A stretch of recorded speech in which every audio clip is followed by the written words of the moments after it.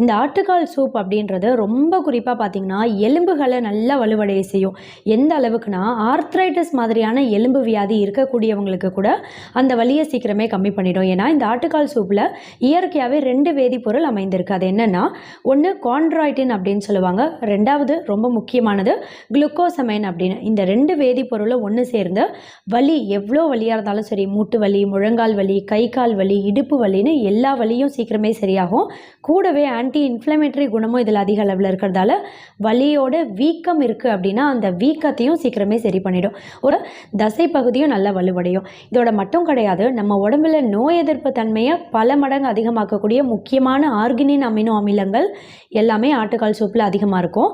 கூடவே புரோலின் அப்படின்ற இன்னொரு வேதிப்பொருள், இது எல்லாமே நம்ம இம்யூனிட்டியை அதிகப்படுத்தும். அடிக்கடி ஏற்படக்கூடிய வைரஸ் தொற்று பாதிப்போ இல்லை பாக்டீரியல் தொற்று பாதிப்பெல்லாம் வராமல் தடுத்து நம்ம உடம்பு